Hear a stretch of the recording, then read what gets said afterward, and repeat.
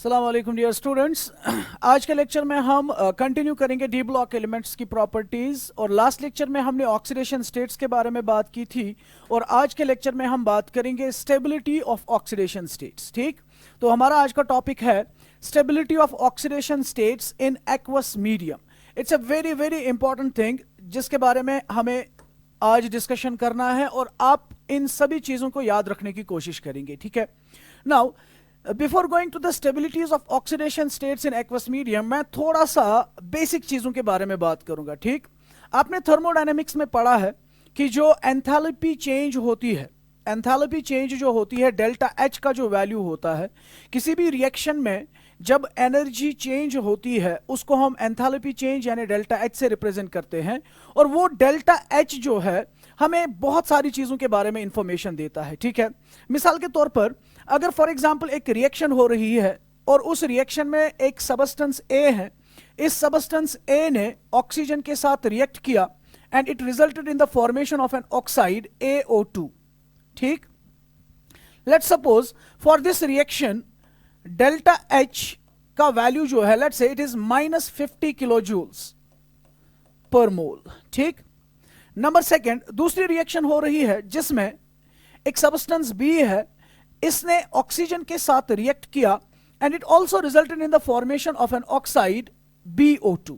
ठीक, और इस रिएक्शन के लिए जो डेल्टा एच का वैल्यू है, let's suppose that is -100 kilo joules. ठीक, थर्मोडायनेमिक्स में बेसिक चीजों में आपने पढ़ा होगा कि इस डेल्टा एच के वैल्यू को देख के मैं ये चीज बता सकता हूं कि इन दो ऑक्साइड्स में AO2 और BO2 में से ज्यादा स्टेबल ऑक्साइड कौन है, या इसके वैल्यू को देख के मैं ये बोल सकता हूं कि पहली वाली रिएक्शन जो है वो ज्यादा फिजिबल है कि दूसरी वाली रिएक्शन ज्यादा फिजिबल है। ठीक, ऑब्वियसली आप लोगों को पता होगा, आई होप कि आप लोगों को पता होगा कि डेल्टा एच का वैल्यू नेगेटिव होने का मतलब दोनों केसों में यह है कि इस रिएक्शन के दौरान एनर्जी रिलीज हो रही है। ठीक है, और जब यह रिएक्शन होती है तो AO2 बनता है और 50 kilo joules of energy release हो रही है। जब यह रिएक्शन होती है तो 100 kilo joules of energy release हो रही है। तो ज्यादा रिलीज ऑफ एनर्जी किस रिएक्शन में हो रहा है? दूसरी वाली रिएक्शन में हो रहा है। इसका मतलब यह है ना कि जब यह रिएक्शन होगी ज्यादा एनर्जी रिलीज होगी, और सिस्टम हमेशा क्या कोशिश करता है, मैक्सिमम एनर्जी वो रिलीज करना चाहिए। ठीक है ना, सो दैट उसकी एनर्जी कंटेंट कम हो जाए और वो स्टेबल हो जाए। तो मैं क्या कह सकता हूं ना कि इन दो रिएक्शंस में से रिएक्शन नंबर 2 ज्यादा फिजिबल है, या मैं कह सकता हूं कि प्रोडक्ट, दूसरा प्रोडक्ट बनने की टेंडेंसी ज्यादा है एज कंपेयर टू पहला प्रोडक्ट बनने की। ठीक है ना, और I can say BO2 is more stable oxide than AO2। ठीक है, इसी तरीके से अगर फॉर एग्जांपल एक रिएक्शन हो रही है, A, ठीक है, इस A का कन्वर्जन हो रहा है into let's say A positive, A का कन्वर्जन हो रहा है इनटू A पॉजिटिव। ठीक, और इस प्रोसेस के लिए लेट्स सपोज डेल्टा H का वैल्यू है -100 किलो जूल्स। ठीक, और दूसरी प्रोसेस हो रही है B का conversion to B positive, and for this process delta H is -80 kilo joules for example. ठीक है, नाउ इस डेल्टा एच के वैल्यू को देख के मैं क्या चीज बता सकता हूं? ठीक है ना, बिल्कुल पहले की तरह मैं बोल सकता हूं कि यह प्रोसेस ज्यादा फीजिबल है as compare to the second process, क्योंकि यहां पे ज्यादा एनर्जी रिलीज हो रही है। ठीक है, in other words can I say A positive का बनना ज्यादा फीजिबल है as compare to B positive. In other words can I say A positive is more stable than B positive. बात समझ रहे हैं आप? A positive is more stable than B positive. ठीक ना, इसी चीज को दिमाग में रखते हुए हम स्टेबिलिटी ऑफ ऑक्सीडेशन स्टेट्स की बात करेंगे इन एक्वस मीडियम। ठीक है, फॉर एग्जांपल मैंने एक्वस मीडियम में मेटल लिया, और मेटल जो होता है वो किस फॉर्म में होता है? सॉलिड फॉर्म में होता है। ठीक, मैंने इस मेटल को किस में डाल दिया? वाटर में डाल दिया।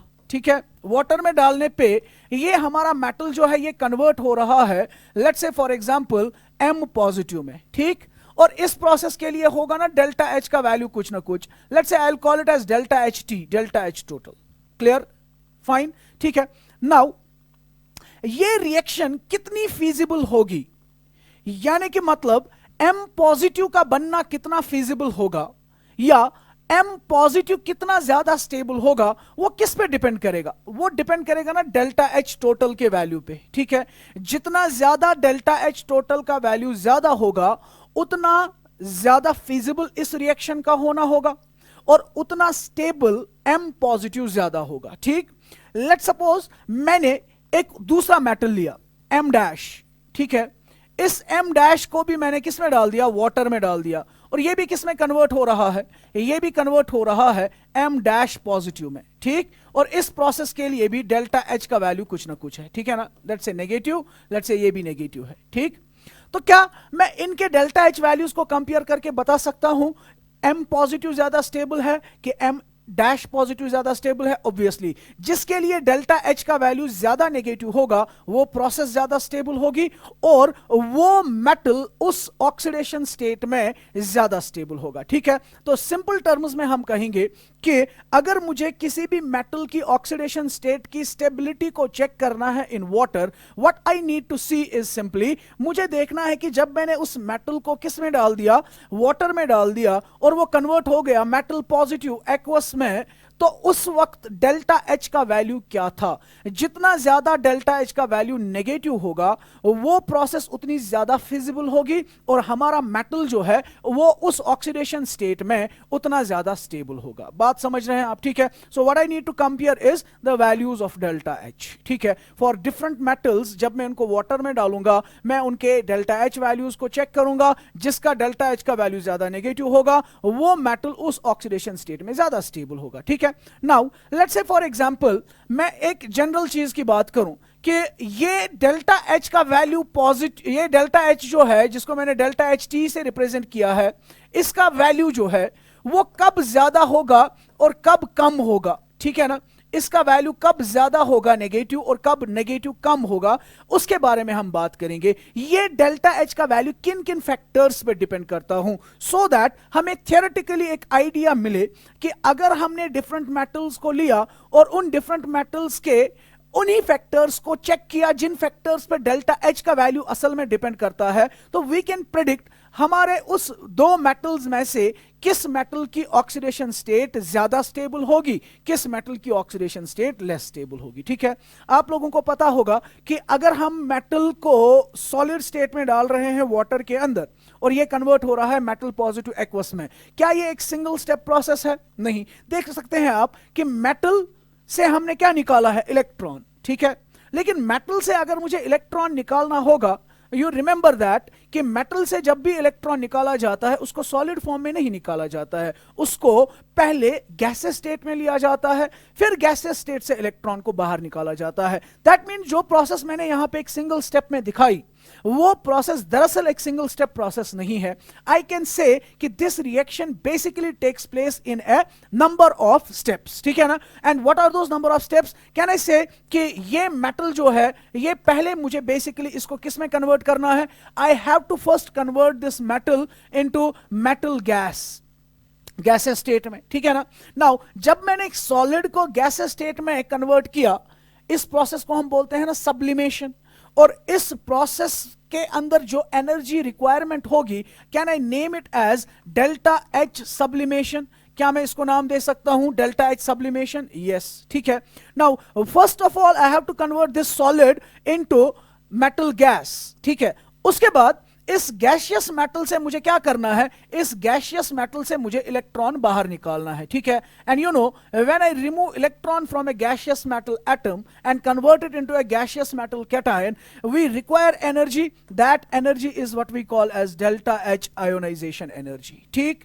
उसके बाद ये मेटल गैशियस वाटर के अंदर जब चला गया और इसकी हाइड्रेशन हुई, उसके बाद ये किस फॉर्म में बन गया? ये कन्वर्ट हो गया एक्वस फॉर्म में, ठीक है। यू नो जब भी किसी मेटल को हम वाटर में डालेंगे तो वाटर मॉलिक्यूल्स अपने डाइपोल का नेगेटिव एंड लेके इसको सराउंड करेंगे और इसकी सराउंडिंग की प्रोसेस को हम नाम देंगे हाइड्रेशन। वहां पे पॉजिटिव और नेगेटिव डाइपोल के एंड के दरमियान अट्रैक्शन होगी, जिस अट्रैक्शन की वजह से क्या होगा? एनर्जी रिलीज होगी, और उस एनर्जी को हम नाम देते हैं ना delta H lattice, we call it as delta H hydration, we will name it as delta H hydration. इसको हम डेल्टा H हाइड्रेशन का नाम देंगे, डेल्टा H हाइड्रेशन, ठीक।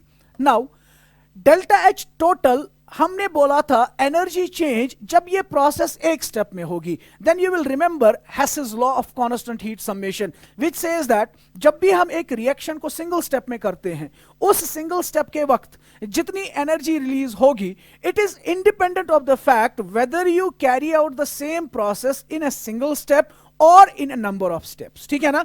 दैट मीन्स अगर डेल्टा एच टोटल का जो वैल्यू हमें कैलकुलेट करना है वो बेसिकली इस पे भी डिपेंड करेगा, इस पे भी डिपेंड करेगा, इस पे भी डिपेंड करेगा, ठीक है। तो in general can I simply से कि डेल्टा एच टोटल जो है, डेल्टा एच टोटल जो है वो delta h total that will be an algebraic sum of delta h sublimation plus delta h ionisation plus delta h hydration plus delta h hydration. बात समझ रहे हैं आप, ठीक है, अकॉर्डिंग टू हेसेस लॉ, ठीक। नाउ इस डेल्टा एच का वैल्यू कितना ज्यादा नेगेटिव होगा उतना ज्यादा स्टेबिलिटी इसके ऑक्सीडेशन स्टेट की होगी, और इसका वैल्यू किस किस फैक्टर पे डिपेंड करेगा, सब्लिमेशन एनर्जी पे, आयनाइजेशन एनर्जी पे और हाइड्रेशन एनर्जी पे, ठीक है। अब जरा ध्यान दीजिए, हम चाहते हैं कि हमारे मेटल का स्टेबिलिटी ज्यादा हो,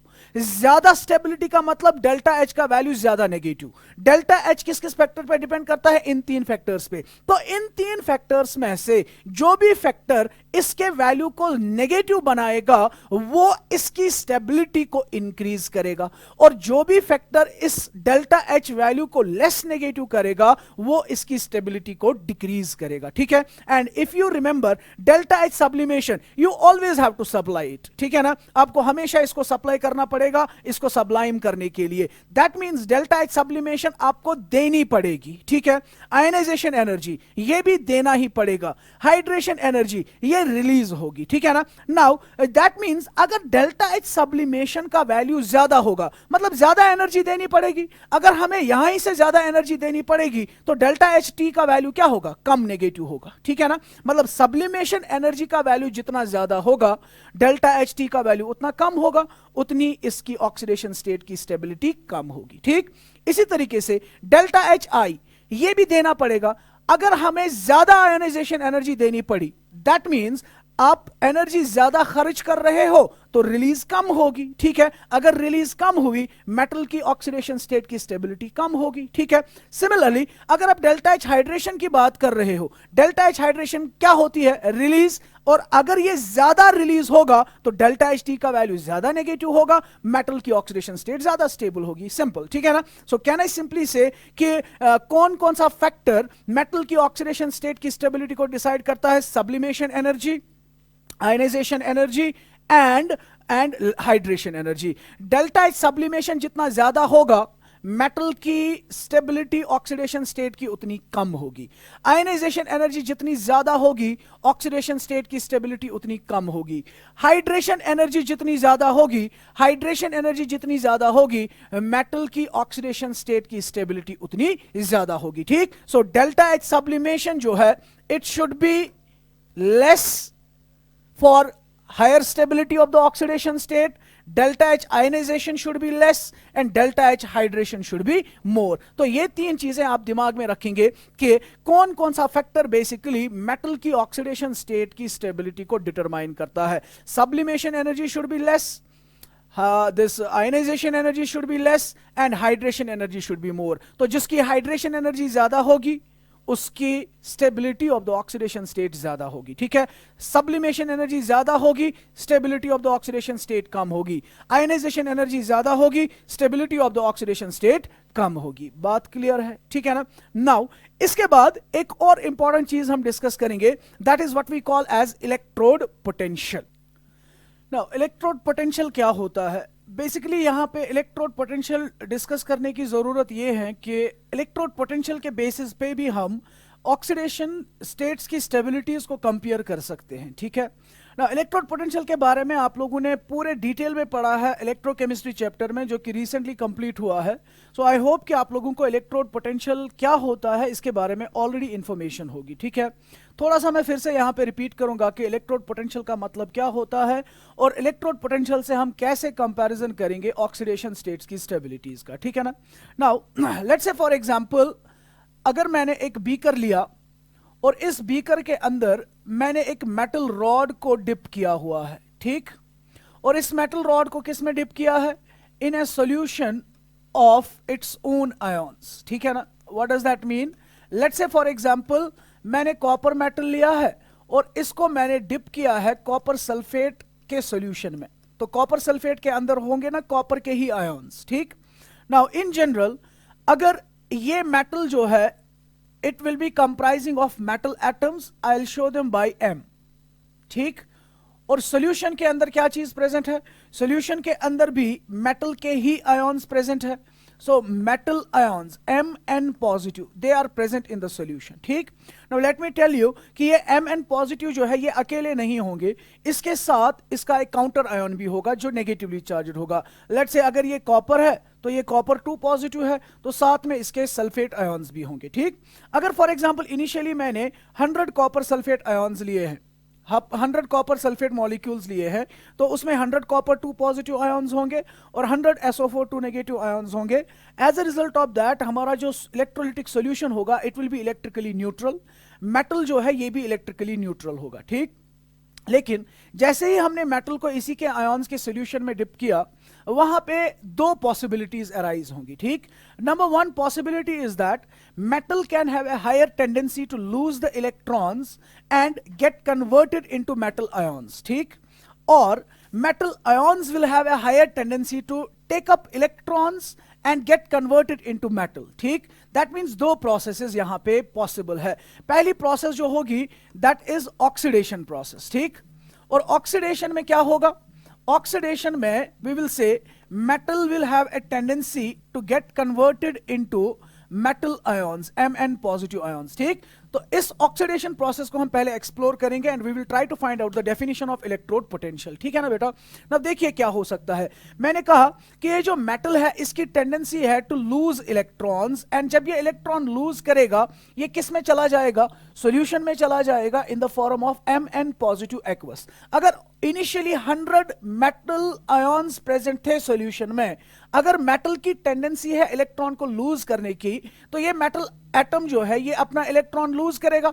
अपना इलेक्ट्रॉन जब इसने लूज किया तो व्हाट विल हैपन? जब इसने अपना इलेक्ट्रॉन लूज किया ये मेटल कन्वर्ट हो जाएगा Mn पॉजिटिव आयंस में and plus it will loose electrons, ठीक है। अब ये जो इलेक्ट्रॉन यहां से लूज हुआ, ये इलेक्ट्रॉन जाएगा कहां? ये इलेक्ट्रॉन इसी मेटल की सरफेस के ऊपर रहेगा, ठीक है। ये इलेक्ट्रॉन इसी मेटल की सरफेस के ऊपर रहेगा। दैट मींस धीरे धीरे क्या होगा? धीरे धीरे इस मेटल की स्ट्रिप के ऊपर जो इनिशियली क्या था, जो इनिशियली न्यूट्रल था, इस मेटल की सरफेस के ऊपर अब इलेक्ट्रॉन्स एक्यूमुलेट होना स्टार्ट हो जाएंगे। जब इलेक्ट्रॉन्स एक्यूमुलेट होंगे दैट मींस अब ये मेटल स्ट्रिप जो हमारी है ये न्यूट्रल नहीं रहेगी, ठीक है। इसके ऊपर नेगेटिव चार्ज डेवलप होगी, fine. At the same time solution के अंदर ऑलरेडी कितने मेटल आयंस थे? 100 फॉर एग्जांपल, ठीक है ना। अब क्या होगा? अब इस सॉल्यूशन के अंदर चूंकि ये मेटल एटम्स अब आयंस में कन्वर्ट हो रहे हैं, तो सॉल्यूशन में धीरे धीरे क्या चीज होगी? सॉल्यूशन में धीरे धीरे मेटल आयंस की कंसंट्रेशन बढ़ना स्टार्ट हो जाएगी, ठीक। और आई कैन सिंपली से कि इनिशियली सॉल्यूशन भी न्यूट्रल था, अब इसमें सल्फेट आयंस तो उतने ही है। अगर फॉर एग्जांपल कॉपर सल्फेट की बात करें, इनिशियली जितने कॉपर आयंस थे उतने ही सल्फेट आयंस भी थे, लेकिन अब क्या हो रहा है, मैं एज एन एग्जांपल ले रहा हूं, अब इसमें मेटल आयंस की कंसंट्रेशन धीरे धीरे बढ़ जाएगी। That means solution will try to become positively charge, ठीक। मेटल स्ट्रिप क्या बनेगा? Negatively charge. As a result of that थोड़ी देर के बाद यहां पे क्या हो जाएगा? थोड़ी देर के बाद हम देखेंगे कि यहां पे ये पॉजिटिवली चार्ज्ड आयंस अब इस नेगेटिवली चार्ज्ड स्ट्रिप के अराउंड जमा होना स्टार्ट हो जाएंगे, ठीक है ना। They will start to surround this negatively charged metal strip, ठीक है। तो मैं एक और कलर यूज करके इन पॉजिटिव आयंस को दिखा रहा हूं। ये यहां से भी जनरेट आएंगे, यहां से भी आएंगे, हर एक साइड से ये पॉजिटिव आयंस इस नेगेटिवली चार्ज स्ट्रिप को सराउंड करेंगे। ठीक है, नाउ जब ऐसा होगा, अब आप क्लियरली देख रहे हो कि यहां पे बेसिकली अब एक डबल लेयर क्रिएट हो रही है। पॉजिटिव चार्ज और negative charge, they are being separated. When such a phenomenon takes place, whenever there is a separation of positive and negative charge, जब भी एक पॉजिटिव प्लेट और नेगेटिव प्लेट एक दूसरे के सामने आएंगे विद सम डिस्टेंस, ठीक है ना, तो इनके बीच में एक इलेक्ट्रोस्टैटिक पोटेंशियल डेवलप होता है। उसी इलेक्ट्रोस्टैटिक पोटेंशियल को हम यहां पे नाम देते हैं इलेक्ट्रोड पोटेंशियल। बात क्लियर हो गई? ठीक है, दैट मींस जब मेटल की टेंडेंसी हायर होगी टू गेट ऑक्सीडाइज्ड, उस वक्त एक इलेक्ट्रोड पोटेंशियल डेवलप होगा और इस इलेक्ट्रोड पोटेंशियल को हम नाम देते हैं ई ऑक्स। ठीक है, E ox, or I can represent it like this, E M M N positive, E M M N positive. What does this M oblique M N positive represent? It means M has a tendency to get converted into Mn positive. That means it has a tendency to get oxidized, and hence I can say कि यहाँ पे जो electrode potential develop होगा, इस electrode potential को हम नाम देंगे oxidation potential. ठीक है, this is the case number one. इसी तरीके से दूसरा केस जो यहां पे हो सकता है, वो प्रोबेबिलिटी ये है कि यही मेटल स्ट्रिप मैंने लिया, the same thing, same solution.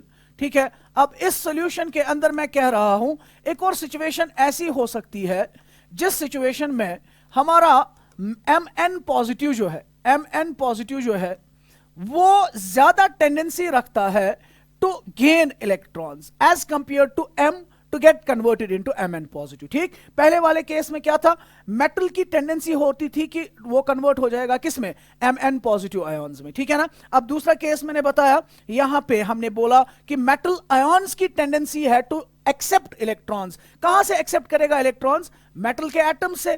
तो जब इस एटम से इलेक्ट्रॉन इसने ले लिया, मेटल N पॉजिटिव ने इलेक्ट्रॉन ले लिया, ठीक है, व्हाट विल हैपन, इस मेटल का क्या हो जाएगा, इस मेटल को अब ये पॉजिटिव चार्ज आयन में कन्वर्ट हो जाएगा।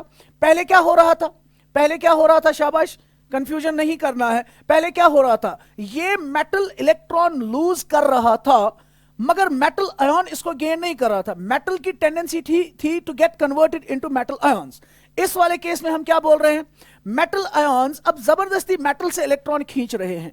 As a result of that ये मेटल आयन जो है ये न्यूट्रलाइज हो जाएंगे। ठीक है, जब ये न्यूट्रलाइज होंगे तो साथ में जो ये मेटल के एटम्स है ये किस में कन्वर्ट हो जाएंगे, पॉजिटिव चार्ज में कन्वर्ट हो जाएंगे। दैट मींस इस सूरत में भी हमारा मेटालिक स्ट्रिप जो है ये न्यूट्रल नहीं रहेगा। एट द सेम टाइम अगर इनिशियली यहां पे 100 मेटल आयंस थे, धीरे धीरे मेटल आयंस की कॉन्सेंट्रेशन क्या हो जाएगी, कम होती जाएगी। ठीक है ना, तो सॉल्यूशन में जो इसके काउंटर आयंस थे वो तो उतने ही हैं। ठीक है ना, तो कहना इससे कि इनिशियली जितने Mn पॉजिटिव थे उतने ही नेगेटिवली चार्जड आयंस भी थे। अब Mn पॉजिटिव डिक्रीज हो रहा है, that means negative charged ions increase हो रहे हैं। तो वो नेगेटिव चार्जड आयंस अब क्या करेंगे, इस पॉजिटिवली चार्जड मेटल स्ट्रिप के अराउंड जमा होना स्टार्ट हो जाएंगे। As a result of that again the same thing will happen. There will be a separation of charges and electrostatic potential will be developed. Again this will be called as an electrode potential. लेकिन इस वक्त इसको हम नाम देंगे reduction potential, क्योंकि metal ion का metal में कन्वर्ट होने की टेंडेंसी ज्यादा होती है। ठीक है, so number second thing that can take place here is reduction process. और इस रिडक्शन प्रोसेस में जो मेटल आयन सॉल्यूशन में प्रेजेंट था, इस मेटल आयन की टेंडेंसी है to take up electrons and get converted into solid metal. दोनों सूरतों में यहां पे एक इलेक्ट्रोस्टैटिक पोटेंशियल डिफरेंस क्रिएट होगा। वो इलेक्ट्रोस्टैटिक पोटेंशियल जो है इलेक्ट्रोड पोटेंशियल कहलाता है। ठीक, in general we can say electrode potential is the electrostatic potential difference that is developed when a metal strip is dipped in a solution of its own ions। ठीक है ना, as a result of that thing वहां पे दो चीजें होने की possibility है, या तो ऑक्सीडेशन हो सकती है या रिडक्शन हो सकती है। अगर ऑक्सीडेशन हुई तब भी इलेक्ट्रोस्टैटिक पोटेंशियल डेवलप होगा, उसको इलेक्ट्रोड पोटेंशियल, उसको हम ऑक्सीडेशन पोटेंशियल का नाम देंगे। और अगर रिडक्शन हुई तब भी इलेक्ट्रोस्टैटिक पोटेंशियल डेवलप होगा और उसको हम नाम देंगे रिडक्शन पोटेंशियल। ठीक है ना, इन जनरल रिडक्शन पोटेंशियल को अगर मुझे दिखाना हो, I will show it by E red, ठीक है, और I can show it by E M N positive M, E M N positive M, ठीक है ना। एम एन पॉजिटिव का एम में कन्वर्ट होना, ये पॉसिबिलिटी जो है इसको हम रिडक्शन कहेंगे और इस पोटेंशियल को हम रिडक्शन पोटेंशियल का नाम देंगे, ठीक है। दूसरा होता है standard electrode potential. Standard electrode potential बिल्कुल यही है, ठीक है ना। सिर्फ एक चीज है यहां पे डिफरेंस, वो ये कि हम इलेक्ट्रोलाइट की कंसंट्रेशन लेंगे 1 मोलर और टेम्परेचर लेंगे 298 केल्विन, जिनको हम स्टैंडर्ड कंडीशंस कहते हैं इलेक्ट्रोकेमिस्ट्री में।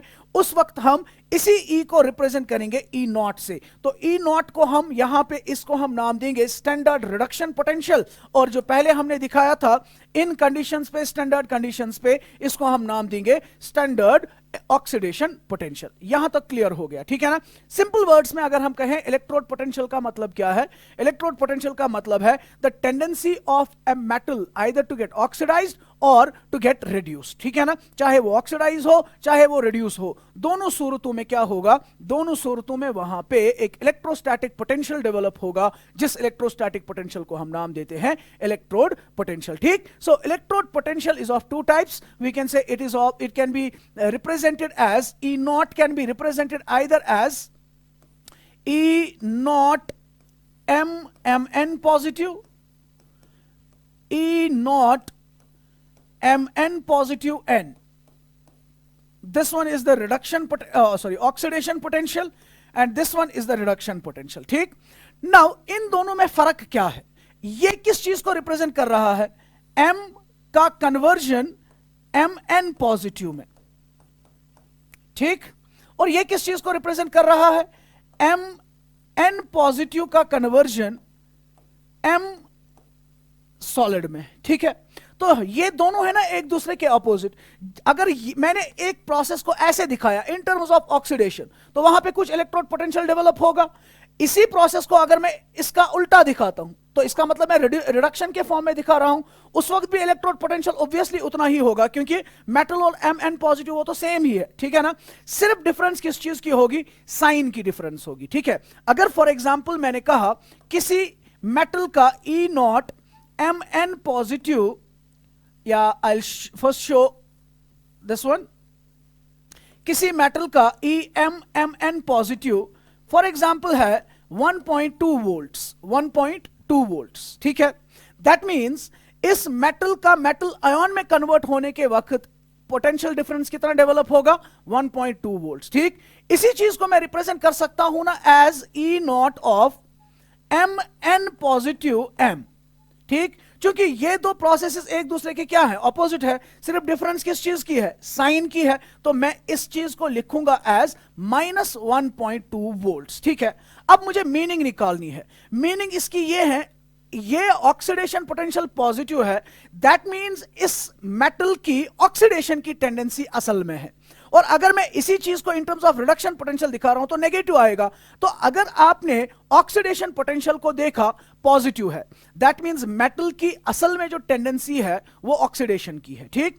और अगर आपने ऑक्सीडेशन पोटेंशियल को नेगेटिव फॉर्म में देखा, इट मींस इसकी ऑक्सीडेशन पोटेंशियल नहीं है, असल में इसको रिड्यूस होने की टेंडेंसी है, एंड वाइस वर्सा, ठीक है ना। Now another very important thing which we have to remember is that whenever we talk about electrode potential, by convention it is the reduction potential which is considered. जब भी electrode potential का value दिया गया हो, चाहे ऐसे दिखाया गया हो या नहीं, अगर सिंपली ई नॉट बोला गया हो, E not is equal to 1.2 volts, ठीक ना। इससे आप क्या मतलब निकालेंगे, इससे आप मतलब निकालेंगे कि ये रिडक्शन पोटेंशियल है। और अगर रिडक्शन पोटेंशियल पॉजिटिव है, that means M N positive का एम में कन्वर्ट होना वो फीजिबल है, ठीक है। और अगर ई नॉट का वैल्यू नेगेटिव में दिया गया हो आज के बाद, तो आप बोलेंगे कि इसकी रिडक्शन पोटेंशियल नेगेटिव है। रिडक्शन पोटेंशियल नेगेटिव होने का मतलब इसको रिड्यूस होने की दरअसल टेंडेंसी नहीं है, बल्कि इसकी अपोजिट वाली रिएक्शन जो है वो असल में फिजिबल है। बात क्लियर होगी। आई होप कि यहां तक का जो हमने डिस्कशन किया ये आप लोगों के दिमाग में अच्छे से बैठ गया होगा कि इलेक्ट्रोड पोटेंशियल का मतलब क्या है, साइन कन्वेंशंस कैसे हम यूज करते हैं, और जब भी इलेक्ट्रोड पोटेंशियल की बात होगी तो उस वक्त उसका मतलब हम क्या निकाला करेंगे, पॉजिटिव से क्या मतलब होगा, नेगेटिव से क्या मतलब होगा। Just as a recap I will again repeat the statement. Whenever you see electrode potential, it means reduction potential. And if you see reduction potential to be positive, that means conversion of metal ion to metal, that is reduction, is feasible. And its oxidation is not feasible. इसका opposite feasible नहीं होगा, ठीक है। और अगर आपने electrode potential का value आज के बाद नेगेटिव देखा, इसका मतलब इसका रिडक्शन पोटेंशियल नेगेटिव है। जिसका रिडक्शन पोटेंशियल नेगेटिव होगा, इसका मतलब उसकी असल में ऑक्सीडेशन की टेंडेंसी है। दैट मींस उसमें M का Mn पॉजिटिव में कन्वर्ट होना वो ज्यादा फिजिबल प्रोसेस है, ठीक। Now will continue our discussion with the same thing. Let's say for example मैं अब कुछ चीजों को समझाने के लिए यहां पे एक एग्जांपल लेता हूं, ठीक है। लेट्स से फॉर एग्जांपल मैं कह रहा हूं एक मेटल है, उस मेटल के लिए E नॉट का वैल्यू है E not Mn positive M, यानी कि रिडक्शन पोटेंशियल इसका है लेट्स से 1.5 वोल्ट्स, 1.5 वोल्ट्स, ठीक। दूसरा मेटल मैंने लिया है M dash N positive to M dash, ठीक। इसका रिडक्शन पोटेंशियल है फॉर एग्जांपल 1.2 वोल्ट्स, 1.2 वोल्ट्स, ठीक। पहली चीज जब आपने इसकी तरफ देखा, आपके दिमाग में क्या आया? इसका भी वैल्यू पॉजिटिव, इसका भी वैल्यू पॉजिटिव। दैट मींस दोनों की रिडक्शन होने की टेंडेंसी ज्यादा है, ठीक। मगर इन दोनों में से ज्यादा रिडक्शन होने की टेंडेंसी किसकी है? ऑब्वियसली पहले वाले की। तो अगर मैं इसकी भी इक्वेशन लिखूं और इसकी भी इक्वेशन लिखूं, can I write it like this. इसकी जो इक्वेशन होगी, can I write it Mn positive plus n electrons, it gives M, ठीक है। और इसकी रिएक्शन में कैसे लिख सकता हूं?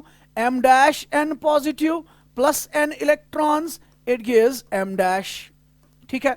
नाउ ये रिएक्शन ज्यादा फिजिबल है और ये रिएक्शन लेस फिजिबल है। अब जरा जो मैंने इससे पहले सेक्शन में बताया था कि अगर ये रिएक्शन ज्यादा फिजिबल है, इसका मतलब क्या है? प्रोडक्ट बनने की टेंडेंसी ज्यादा है, यानी कि प्रोडक्ट ज्यादा स्टेबल है। इसका मतलब Mn पॉजिटिव लेस स्टेबल है, ठीक है। ये रिएक्शन ज्यादा फिजिबल है, मतलब Mn पॉजिटिव का M में कन्वर्ट होना ज्यादा फिजिबल है as compare to M dash N positive का M में कन्वर्ट होना।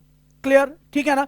इसका मतलब मैं दूसरे अल्फाज में यह भी कह सकता हूं कि Mn पॉजिटिव ज्यादा कम स्टेबल है, ये ज्यादा चाहेगा जल्दी से M में कन्वर्ट होना। क्यों? क्योंकि Mn positive M dash N positive के मुकाबले में लेस स्टेबल है, ठीक है। सो can I say from this example can I conclude Mn positive is less stable than M dash N positive. I hope you are able to get these points, ठीक। now can I make a general statement? जब भी आपने electrode potential यानी reduction potential का value positive में देखा, जिसका reduction potential ज्यादा पॉजिटिव है, जिसका रिडक्शन पोटेंशियल ज्यादा पॉजिटिव है, उसकी ऑक्सीडेशन स्टेट लेस स्टेबल है, ठीक है। उसकी ऑक्सीडेशन स्टेट लेस स्टेबल है, ठीक। तो ये स्टेटमेंट आपको याद रखना है। पूरे इस डिस्कशन का कंक्लूजन आपको याद रखना है वो ये कि जब भी E नॉट का वैल्यू मोर पॉजिटिव होगा, if E not is more positive, if E not is more positive, Mn positive is less stable, is less stable. Mn positive is less stable. और कैन आई से Mn positive बनने की टेंडेंसी कम होगी जब E not का value ज्यादा positive होगा। याद रखिएगा, कंक्लूजन हमारे इस पूरे डिस्कशन का ये निकल के आया कि जब भी इलेक्ट्रोड पोटेंशियल का वैल्यू पॉजिटिव होगा, जिसका वैल्यू इलेक्ट्रोड पोटेंशियल का ज्यादा पॉजिटिव होगा, उसकी ऑक्सीडेशन स्टेट उतनी लेस स्टेबल होगी। क्लियर? ठीक है। इसी तरीके से अगर मैं इसी एग्जाम्पल को इन other words other way round दिखाऊं, let's say I am saying now मेरे पास एक मेटल ऐसा है E naught M N positive M, इसका इलेक्ट्रोड पोटेंशियल है -1.6 वोल्ट्स, -1.6 वोल्ट्स, ठीक।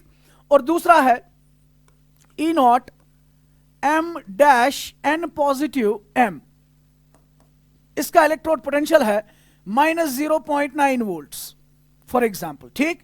So what are the conclusions you will draw out of this? ठीक है, क्या पहला कंक्लूजन आप इसको देख के ही बताएंगे कि इसका रिडक्शन पोटेंशियल भी नेगेटिव, इसका रिडक्शन पोटेंशियल भी नेगेटिव, दैट मींस ना ही इसकी रिडक्शन होने की टेंडेंसी है, ना ही इसकी रिडक्शन होने की टेंडेंसी है, ठीक है ना, बल्कि इसका अपोजिट होने की टेंडेंसी ज्यादा है, ठीक है ना, इसका अपोजिट होने की टेंडेंसी ज्यादा है। दैट मींस अगर मैं इसके लिए रिएक्शन लिखूं तो Mn पॉजिटिव M के बजाय मैं इसको उल्टा लिखूं, M का Mn पॉजिटिव में कन्वर्ट होना ज्यादा फीजिबल है as compare to M dash N positive का M डैश में कन्वर्ट होना, sorry I will write it in the same way, M into M gives M dash N positive plus N electrons, ठीक है ना।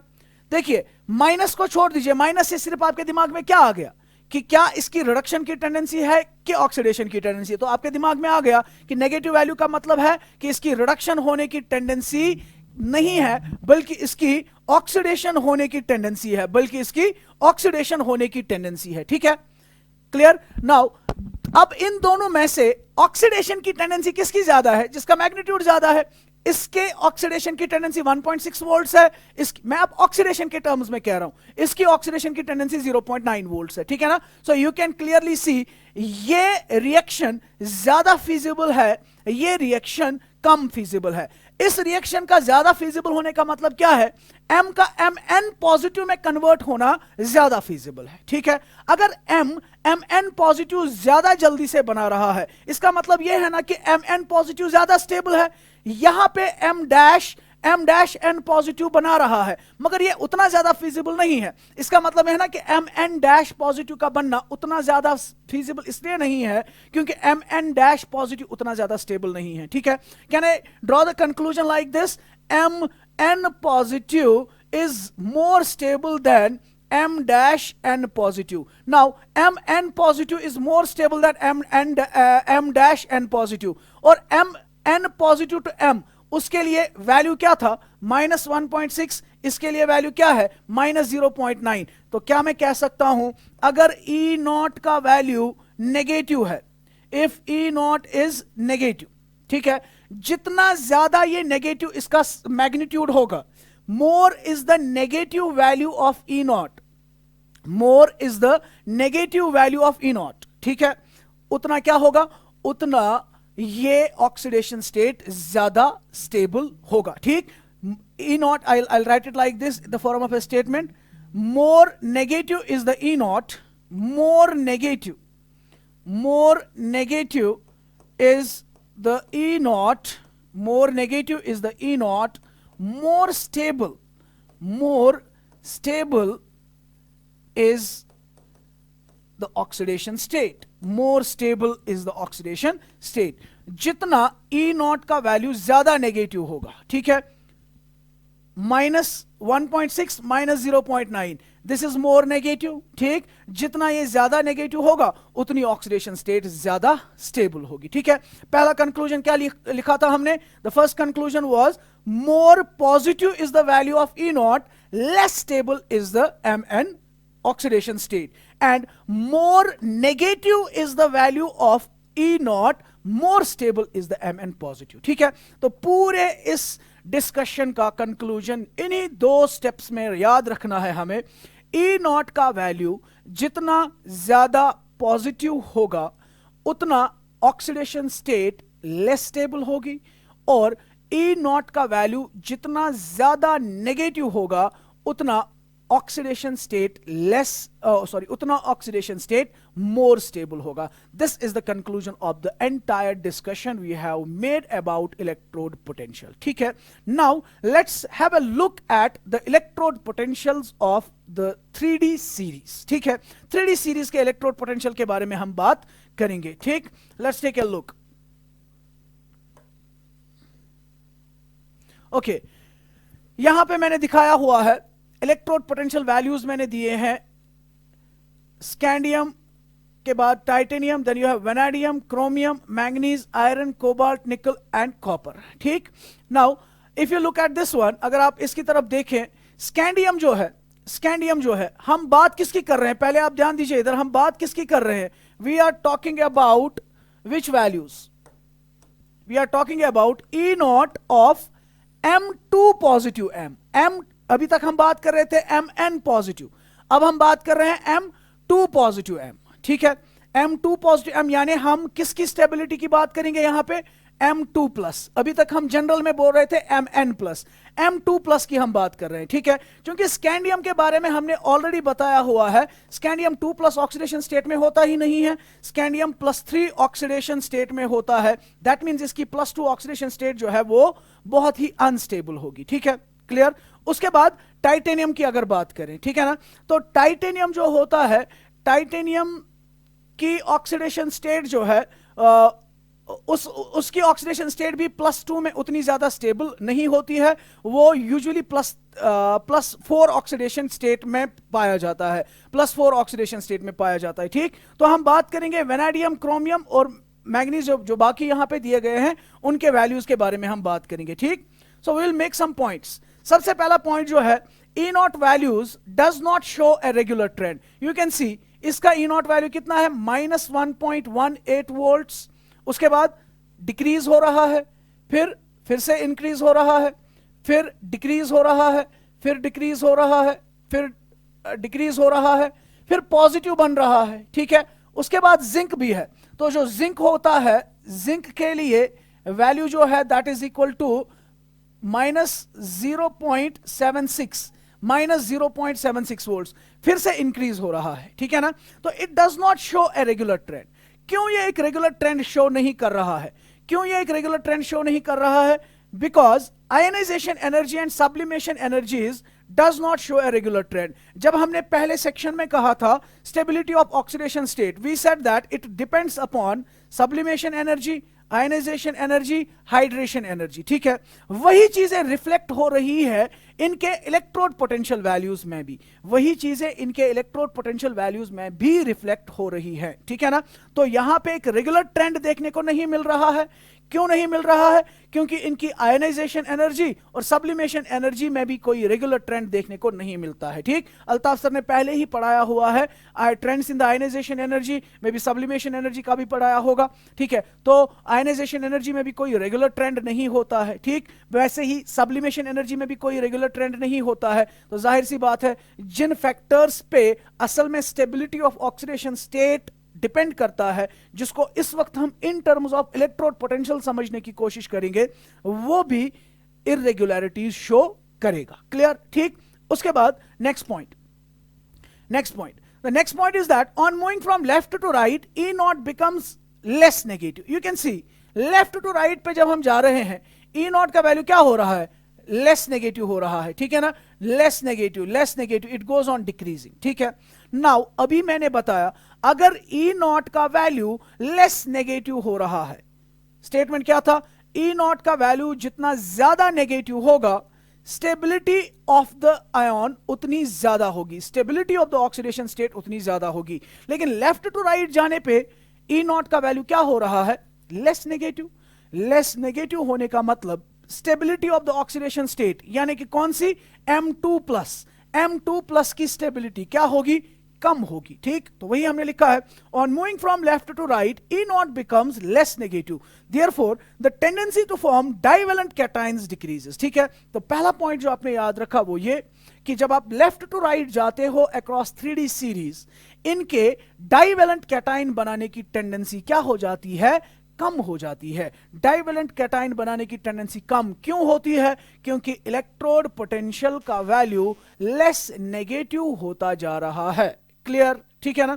अब मुझे यहां पे फिर से डिस्कस करने की जरूरत नहीं है, कंक्लूजन वाज दैट E0 का वैल्यू जितना ज्यादा होगा नेगेटिव, उतनी ऑक्सीडेशन स्टेट ज्यादा स्टेबल होगी। अब चूंकि लेफ्ट टू राइट कम नेगेटिव होता जा रहा है, इसीलिए इसकी स्टेबिलिटी डिक्रीज हो रही है, that means tendency to form M2 positive ions will also decrease, clear, ठीक।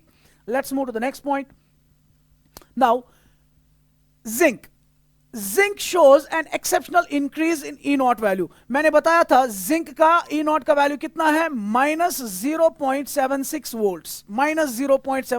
देखिए पहले ज्यादा, फिर कम, फिर यहां पे भी एक एक्सेप्शनल केस है वो भी हम डिस्कस करेंगे, फिर कम, फिर कम, फिर कम। यहां पे 0.25 था माइनस, अब यहां पे फिर से इंक्रीज हो रहा है -0.76। What does that mean, zinc की +2 आयन बनाने की टेंडेंसी क्या हो रही है, एक्सेप्शनली इंक्रीज हो रही है। पहला स्टेटमेंट क्या दिया था हमने, लेफ्ट टू राइट जाने पे मेटल 2 पॉजिटिव आयन बनाने की टेंडेंसी डिक्रीज हो रही है, ठीक। लेकिन जब हम जिंक तक पहुंच गए तो जिंक पे पहुंचने पे हमने देखा एब्रप्टली इंक्रीज हो रहा है, ठीक है ना, थोड़ा सा इंक्रीज हो रहा है। इंक्रीज होने का मतलब ऑब्वियसली यही होगा कि जिंक का Zn2 पॉजिटिव बनाने की टेंडेंसी ज्यादा होगी, ठीक है ना। क्यों ज्यादा है, क्यों ज्यादा है, तो इसका रीजन जो है, इसका रीजन है इसकी electronic configuration. Electronic configuration of zinc, do you remember, zinc का एटॉमिक नंबर है 30 और इसकी कॉन्फ़िगरेशन है 3d10 4s2, 3d10 4s2, ठीक। अब जब मैंने जिंक से 2 इलेक्ट्रॉन्स बाहर निकाल दिए तो Zn2 पॉजिटिव क्या बन जाएगी configuration, 4s0 3d10, that means it acquires A stable configuration. Stable configuration 3d10 की वजह से जिंक का हमेशा Zn2 पॉजिटिव में कन्वर्ट होने की टेंडेंसी ज्यादा रहेगी, ठीक है ना। इसीलिए जिंक जो है वो सिर्फ Zn2 पॉजिटिव फॉर्म में प्रेजेंट होता है, वो कोई और ऑक्सीडेशन स्टेट शो नहीं करता है, ठीक है। नेक्स्ट वन, सो यही चीज है reason, D10 configuration of Zn2 positive, ठीक। Another exception you can see here is manganese. Manganese का आप देख सकते हो, मैंगनीज जो है it again shows an exception. पहले ज्यादा था, फिर उसके बाद कम, फिर उसके बाद अचानक से बराबर हो रहा है वेनेडियम के, ठीक है। Now what is the reason, the reason is again the same. Manganese का देख लीजिए आप, मैंगनीज का atomic number 25, configuration 3d5 4s2। जब Mn2 पॉजिटिव बन गया तो it will become 4s0 3d5, exactly half filled configuration, more stable. तो Mn जब Mn2 पॉजिटिव में कन्वर्ट होता है ये स्टेबल इलेक्ट्रॉनिक कॉन्फ़िगरेशन इख्तियार करता है, इसीलिए मैंगनीज का मैंगनीज 2 पॉजिटिव में कन्वर्ट होना ज्यादा फीजिबल होता है। तो यू कैन सी अब्रप्टली इसका वैल्यू वेनेडियम के बराबर हो जाता है, दैट मींस मैंगनीज 2 पॉजिटिव जो है it is more stable, it is more stable, ठीक, क्लियर। अगर मैं आपसे कहूं vanadium 2 positive it will be more stable, उससे कम होगा क्रोमियम 2 पॉजिटिव की स्टेबिलिटी, उससे ज्यादा होगी मैंगनीज 2 पॉजिटिव की स्टेबिलिटी, उससे कम होगा मैंगनीज आयरन 2 पॉजिटिव की स्टेबिलिटी, उससे कम होगा कोबाल्ट 2 पॉजिटिव की स्टेबिलिटी, उससे कम होगा निकल 2 पॉजिटिव की स्टेबिलिटी, उससे कम होगा कॉपर 2 पॉजिटिव की स्टेबिलिटी, और उससे ज्यादा होगा जिंक 2 पॉजिटिव की स्टेबिलिटी। तो सिंपली आपको वो जनरल रूल याद रखना है, जितना नेगेटिव इलेक्ट्रोड पोटेंशियल ज्यादा होगा ऑक्सीडेशन स्टेट की स्टेबिलिटी उतनी ज्यादा होगी, ठीक। जितना पॉजिटिव वैल्यू ज्यादा होगा ऑक्सीडेशन स्टेट की स्टेबिलिटी उतनी कम होगी, ठीक है। I hope you are getting this points.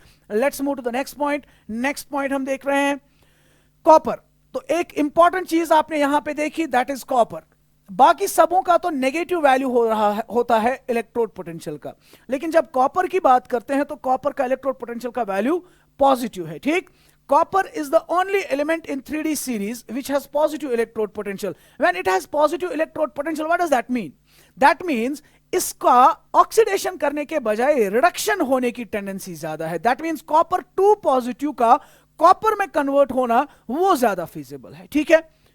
Copper is least reactive, that's why जब मेटल इलेक्ट्रॉन लूज करता है तो वी से इट इज रिएक्टिव। लेकिन यहां पे हम क्या देख रहे हैं, कॉपर का इलेक्ट्रोड पोटेंशियल पॉजिटिव है। इलेक्ट्रोड पोटेंशियल पॉजिटिव होने का मतलब इसकी रिडक्शन की टेंडेंसी है, और मेटल की रिडक्शन की टेंडेंसी होने का मतलब ये इलेक्ट्रॉन देना नहीं पसंद करता है, ठीक है ना। तो जो मेटल इलेक्ट्रॉन देने से मतलब जो मेटल इलेक्ट्रॉन देना पसंद नहीं करेगा, ऑब्वियसली उसकी रिएक्टिविटी क्या होती है, कम। इसीलिए कॉपर जो होता है we say copper is least reactive, copper is the least reactive metal among 3D series, ठीक। Number second, it does not react with non-oxidizing acids like HCl, HI. It's a very very important point, आपकी NCERT में mention है, इसके ऊपर question NEET में पूछा जा सकता है। देखिए मेटल्स का 10th क्लास में आपने पढ़ा है, मेटल्स की खासियत होती है कि जब भी मेटल्स को एसिड्स के साथ रिएक्ट किया जाता है तो वो हाइड्रोजन गैस डिस्प्लेस करते हैं, ठीक है। जैसे फॉर एग्जांपल मैं सोडियम मेटल को ले लूं, if I take sodium metal, अगर मैं इस सोडियम की रिएक्शन करता हूं HCl के साथ, फॉर एग्जांपल सोडियम की रिएक्शन HCl के साथ करता हूं, ठीक है। यू नो HCl के अंदर क्या चीज प्रेजेंट होती है, H पॉजिटिव। सोडियम क्या करेगा, sodium has a tendency to give electrons, ये सोडियम Na पॉजिटिव में कन्वर्ट हो जाएगा और वो इलेक्ट्रॉन किसको मिलेगा, हाइड्रोजन को मिलेगा। हाइड्रोजन H पॉजिटिव H को टेकअप, इलेक्ट्रॉन को टेकअप करके हाइड्रोजन एटम में कन्वर्ट होगा, तो 2 मोल्स ऑफ HCl, दूसरे H पॉजिटिव जो है वो भी इलेक्ट्रॉन एक्सेप्ट करेगा, वो भी न्यूट्रल एटम में कन्वर्ट हो जाएगा और 2 हाइड्रोजन एटम्स आपस में कंबाइन होकर किस में कन्वर्ट हो जाएंगे, they will get converted into hydrogen gas. So if you take sodium plus HCl twice, it will result in the formation of, एक तो NaCl बनाएगा, प्लस हाइड्रोजन गैस रिलीज करेगा।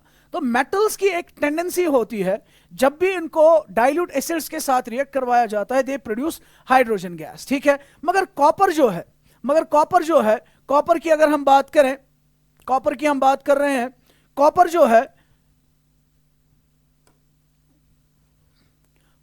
है it does not react with non-oxidizing acids like HCl, Hi. However, reacts with oxidizing acids like HNO3, HClO4, H2SO4 to liberate hydrogen gas. आप अगर metals को react करवाते हो एसिड्स के साथ, चाहे वो कोई भी एसिड हो, ठीक है, वो हाइड्रोजन गैस को डिस्प्लेस करते हैं। लेकिन copper being least reactive, it does not react with HCl and Hi which are non oxidizing, जो ऑक्सीडाइजिंग एजेंट्स का काम नहीं करते, सिर्फ एसिड्स का काम करते हैं, ठीक है। उनके साथ रिएक्ट करके ये हाइड्रोजन गैस को डिस्प्लेस नहीं कर पाता है। लेकिन जब हम इनकी reaction oxidizing acids like HCl, HNO3, HClO4, H2SO4 के साथ करवाते हैं, ठीक है ना, तब जाके ये हाइड्रोजन गैस प्रोड्यूस करता है। देखिए, अगर आप कॉपर की रिएक्शन करते हो किसके साथ, हाइड्रोजन क्लोराइड के साथ, ठीक। नाउ कॉपर में इलेक्ट्रॉन देने की टेंडेंसी ही नहीं है, तो H पॉजिटिव इलेक्ट्रॉन लेगा ही नहीं और हाइड्रोजन में कन्वर्ट होगा ही नहीं। लेकिन इन एसिड्स के साथ HNO3, HClO4, H2SO4, in addition to being acids, they also act as oxidizing agents. ये दूसरे को ऑक्सीडाइज करते हैं। मतलब जब आप कॉपर की रिएक्शन HNO3 या H2SO4 के साथ करोगे, H2SO4 जो है वो कॉपर को जबरदस्ती ऑक्सीडाइज करेगा, उससे जबरदस्ती इलेक्ट्रॉन्स निकालेगा और उससे H पॉजिटिव हाइड्रोजन गैस में कन्वर्ट होंगे, ठीक है। एनसीईआरटी के पॉइंट्स है, बहुत ही इंपॉर्टेंट है। Copper is the only element in the 3D series which has a positive electrode potential. It is least reactive. It does not react with non-oxidizing acids like HCl, Hi. However, it reacts with oxidizing acids like HNO3, HClO4, H2SO4 to liberate hydrogen gas. ठीक है। तो अगर हम बात करें copper 2 positive की, ठीक है, अभी हमने ओवरऑल डिस्कशन आप देख लीजिए। ओवरऑल डिस्कशन में हमने क्या बताया, ओवरऑल डिस्कशन में हमने कहा, फिर से मैं यहां पे स्लाइड्स रिपीट कर रहा हूं, हमने कहा कि जो भी एलिमेंट्स यहां पे हमने दिखाए, लेफ्ट टू राइट जाने पे क्या होगा, इनकी 2 पॉजिटिव आयन बनाने की टेंडेंसी कम होगी, 2 पॉजिटिव आयन बनाने की टेंडेंसी इनकी कम होगी। जिसका इलेक्ट्रोड पोटेंशियल ज्यादा नेगेटिव होगा वो ज्यादा अच्छे से M2 पॉजिटिव आयन बनाएगा, ठीक है। फिर हमने बात की कुछ एक्सेप्शंस की, जिसमें हमने मैंगनीज की बात की और जिंक की बात की, और हमने इनका रीजन बताया। इनका 2+ ज्यादा स्टेबल इसलिए होता है क्योंकि उनकी स्टेबल इलेक्ट्रॉनिक कॉन्फ़िगरेशन अचीव होती है जब वो डाइवेलेंट कैटायन बनाते हैं, ठीक है। उसके बाद हमने बात की कॉपर के बारे में। कॉपर जो है वो पॉजिटिव इलेक्ट्रोड पोटेंशियल शो करता है और नॉन ऑक्सीडाइजिंग एसिड्स के साथ रिएक्ट नहीं करता है, बल्कि ऑक्सीडाइजिंग एसिड्स के साथ रिएक्ट करके वो हाइड्रोजन गैस प्रोड्यूस करता है, ठीक है। उसके बाद एक इंपॉर्टेंट चीज हमने यहां पे बताई, अभी हमने बोला कि कॉपर 2 पॉजिटिव जो है वो अनस्टेबल होगा इन कंपैरिजन टू कॉपर। लेकिन अगर हम कॉपर 2 पॉजिटिव और कॉपर पॉजिटिव को कंपेयर करें, ध्यान दीजिएगा, कॉपर 2 पॉजिटिव को कॉपर पॉजिटिव के साथ कंपेयर करें, यानी कि जब कॉपर 2 पॉजिटिव कॉपर में कन्वर्ट हो रहा है, तो अभी हमने देखा इलेक्ट्रोड पोटेंशियल कितना था, 0.34। लेकिन जब कॉपर पॉजिटिव कॉपर में कन्वर्ट होगा 0.54। अब आप खुद देख लीजिए, इन दोनों में से ज्यादा रिडक्शन की टेंडेंसी किसकी है, ज्यादा रिडक्शन की टेंडेंसी इसकी है।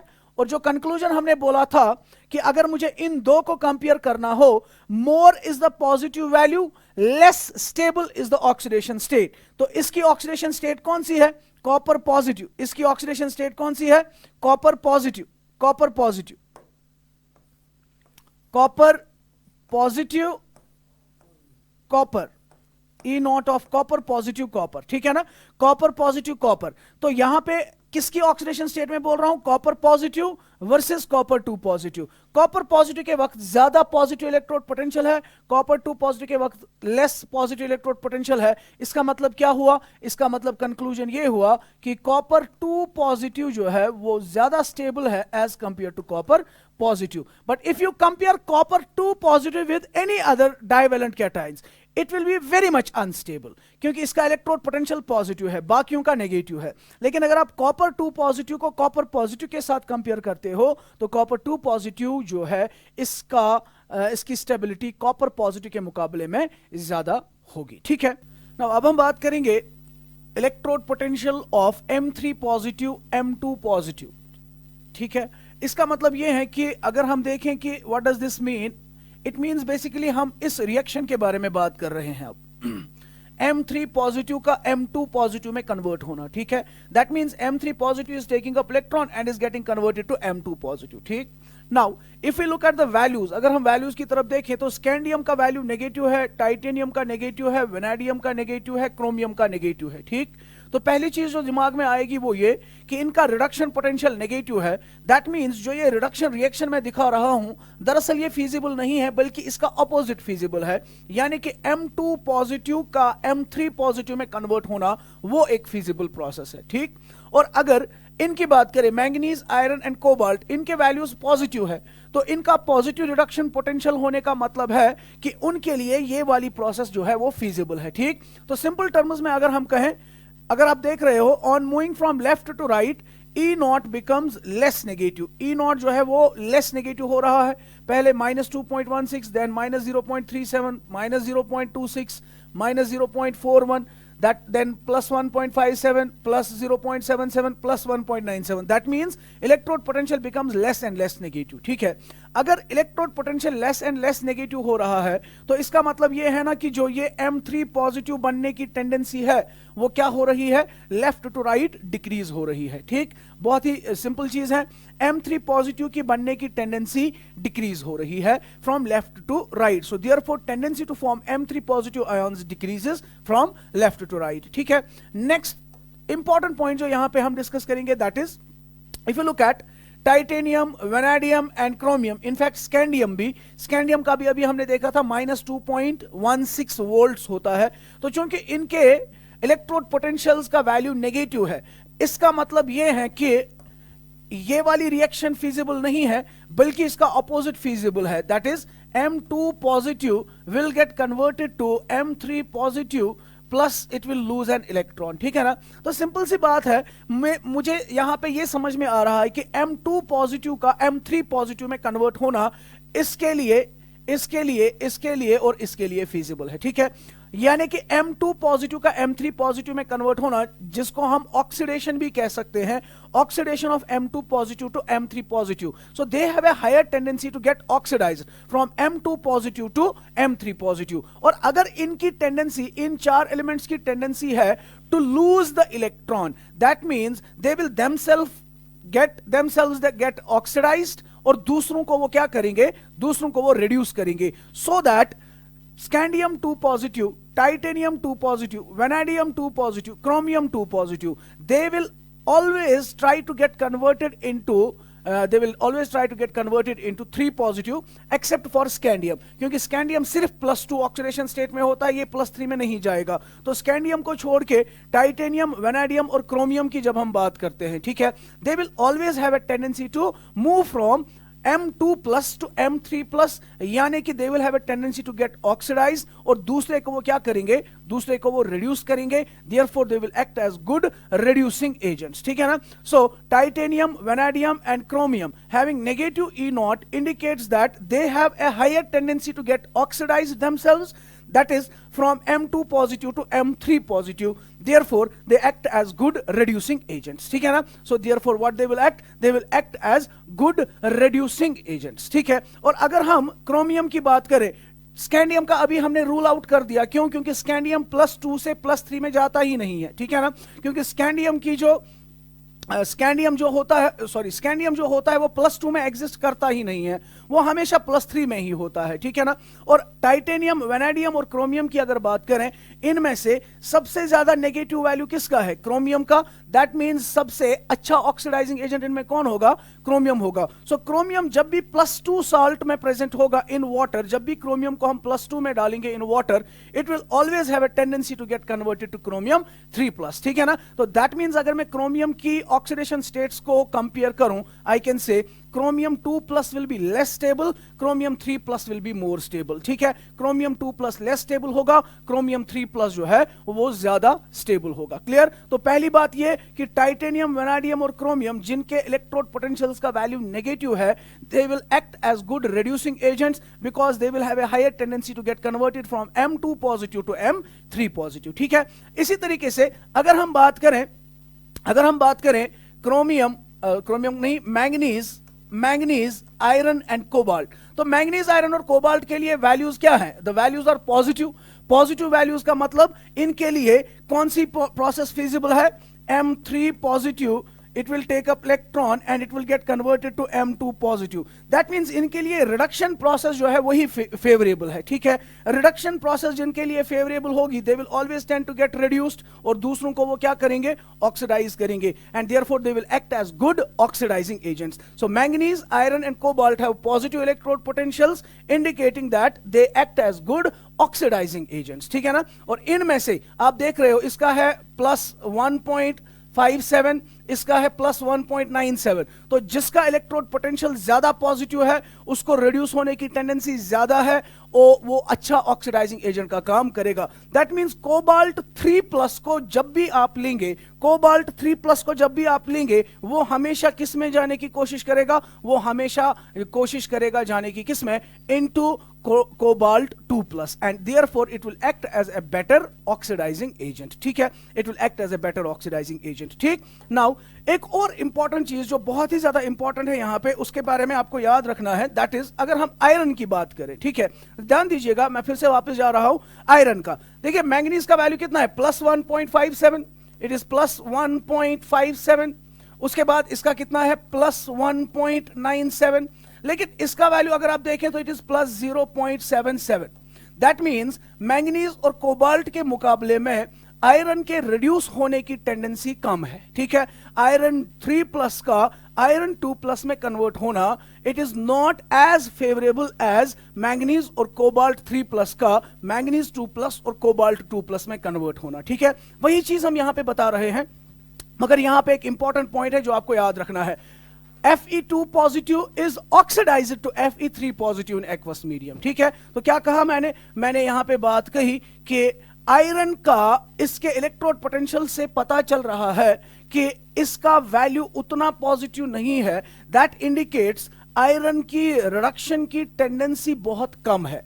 इनफैक्ट अभी तक हम क्या कह रहे थे? अगर आपने कोबाल्ट 3+ लिया, वो डायरेक्टली किस में कन्वर्ट होना चाहिएगा? कोबाल्ट 2+ में। मैंगनीज 3+ आपने लिया, वो मैंगनीज 2+ में कन्वर्ट होना चाहिएगा। इसी तरीके से आयरन की जब हम बात करते हैं, इसका वैल्यू भी पॉजिटिव है, लेकिन उतना पॉजिटिव नहीं है, विच इंडिकेट्स दैट इसकी रिड्यूस होने की टेंडेंसी कम है from Fe3 positive to Fe2 positive, ठीक। इनफैक्ट जब हम Fe2 पॉजिटिव को एक्वस मीडियम में डालते हैं, ठीक है, Fe2 positive is it better gets oxidized to Fe3 positive instead of the other way around. That is Fe3 positive Fe2 positive में convert नहीं होता है, बल्कि Fe2 positive ही Fe3 positive में convert होता है। वो पॉइंट बहुत ही इंपॉर्टेंट है। Fe2 positive is oxidized to Fe3 positive in aqueous medium। हालांकि इसका इलेक्ट्रोड पोटेंशियल वैल्यू पॉजिटिव है, यानी कि होना क्या चाहिए था? Fe3 positive should have got converted into Fe2 positive, but here is a very very important point that जब भी आप फेरस आयॉन्स डालते हो सॉल्यूशन में, वो फेरिक में कन्वर्ट हो जाते हैं, न कि जब आप फेरिक आयॉन्स डालते हो वो फेरस में कन्वर्ट हो जाते हैं। रीजन क्या है? इसके दो रीजन है। नंबर 1, पहला रीजन ये है कि जब आप Fe3+ और Fe2+ को कंपेयर करते हो, Fe3+ को मैं जब दिखाता हूं, लेट्स से Fe आयरन की जब हम बात करते हैं, इसकी कॉन्फ़िगरेशन है ना 3d6 4s2 Now if I take Fe2 plus, it becomes 3d6 4s0. मगर अगर मैं Fe3 plus लेता हूं, if I take Fe3 plus, Fe3 plus की configuration क्या होगी? 3d5 4s0, ठीक है ना? तो चूंकि Fe3 plus की इसका जो इलेक्ट्रॉनिक कॉन्फ़िगरेशन है वो स्टेबल इलेक्ट्रॉनिक कॉन्फ़िगरेशन बनता है, इसीलिए आयरन को जब भी आप आयरन के सॉल्ट्स को जब भी आप वाटर में डालते हो तो Fe2 प्लस से हमेशा Fe3 प्लस बनता है, ना कि Fe3 प्लस से Fe2 प्लस, ठीक है? पहली बात तो ये। Number second thing which is very important is that कि जब आपने आयरन को किस में डाला, आयरन को आपने वाटर में डाला, ठीक है? वाटर जो होता है, water itself has a higher reduction potential, that is E naught for water is equal to 1.23 volts, ठीक है? वाटर को खुद रिडक्शन करने की टेंडेंसी होती है, ठीक है? तो जब आपने एक सबस्टेंस डाला जिसकी रिडक्शन की टेंडेंसी है, किसमें डाला? वाटर में, लेकिन वाटर खुद भी रिड्यूस होना चाहता है और वाटर का रिडक्शन पोटेंशियल 1.23 है, आयरन का रिडक्शन पोटेंशियल 0.77 है, तो ज्यादा रिडक्शन पोटेंशियल किसका होगा? ज्यादा रिडक्शन पोटेंशियल वाटर का है। दैट मींस वाटर आयरन को ही क्या कर देगा? वाटर ही खुद रिड्यूस होगा और आयरन को ऑक्सीडाइज करेगा। That is why iron 2 plus जो है वो आयरन 3 प्लस में कन्वर्ट होगा जब भी आप उसको वाटर में डालते हो, ठीक है? तो जब भी आपने आयरन के साल्ट्स डाले इन Fe2 plus, you will always see कि वो Fe2 प्लस फॉर्म में नहीं रहते हैं, बल्कि वो कन्वर्ट हो जाते हैं किसमें? Fe3 प्लस में, ठीक? तो यहां पे ओवरऑल कंक्लूजन ये निकला कि Fe2 plus is more stable than Fe2 plus has a higher tendency to get converted into Fe3 plus. Reason being Fe3 plus की इलेक्ट्रॉनिक कॉन्फ़िगरेशन ज्यादा स्टेबल होती है और Fe2 plus और वाटर के रिडक्शन पोटेंशियल को जब आप कंपेयर करते हो तो वाटर का रिडक्शन पोटेंशियल ज्यादा होता है, इसलिए वाटर खुद रिड्यूस होता है और आयरन 2 पॉजिटिव को ऑक्सीडाइज कर देता है, ठीक है? तो ओवरऑल में अगर हम एक नजर डालें यहां पे इंपॉर्टेंट ऑर्डर्स के बारे में, important stability orders of oxidation states के बारे में, यू विल रिमेंबर दैट अभी हमने बताया कि क्रोमियम 3 प्लस और क्रोमियम 2 प्लस, इनकी जब हम बात करते हैं तो chromium 2 plus will always have a tendency to get converted into chromium 3 plus. So chromium 3 plus is more stable than chromium 2 plus. ये आपको याद रखने हैं, ठीक है? इसी तरीके से मैंगनीज की बात करें तो manganese 2 plus is more stable than manganese 3 plus, ठीक? What is the reason? Manganese 2 plus is more stable than manganese 3 plus, ठीक है?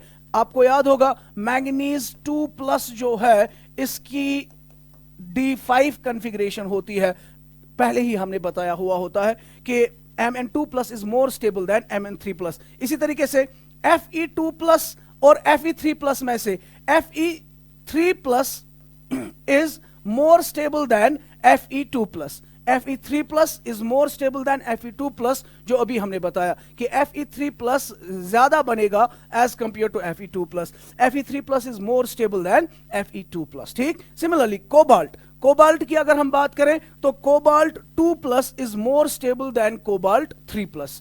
Cobalt 2 plus is more stable than cobalt 3 plus. यहां पे आप देख सकते हो कि कोबाल्ट का reduce, cobalt acts as a good oxidising agent, that means ये हमेशा रिड्यूस होगा. तो रिड्यूस होने का मतलब cobalt 3 plus will always try to get converted into cobalt 2 plus, यानी कि कोबाल्ट 2 प्लस जो होगा वो कोबाल्ट 3 प्लस के मुकाबले में ज्यादा स्टेबल होगा, ठीक? अनदर इंपॉर्टेंट जो हमने ऑर्डर देखा है दैट इज कॉपर 2 प्लस और कॉपर प्लस. कॉपर 2 प्लस ज्यादा स्टेबल होता है as compare to copper plus, और हमने इनके भी रिडक्शन पोटेंशियल्स के बारे में बात की हुई है, ठीक है? तो अल्टीमेटली आपको ये चीजें कॉम्पिटिटिव एग्जाम्स के लिए याद रखनी है, ठीक है? इस पे आपको क्वेश्चन पूछा जा सकता है कि chromium 3 plus is more stable than chromium 2 plus, manganese 2 plus is more stable than manganese 3 plus, iron 3 plus is more stable than iron 2 plus, cobalt 2 plus more stable than cobalt 3 plus, copper 2 plus more stable than copper plus, ठीक है ना?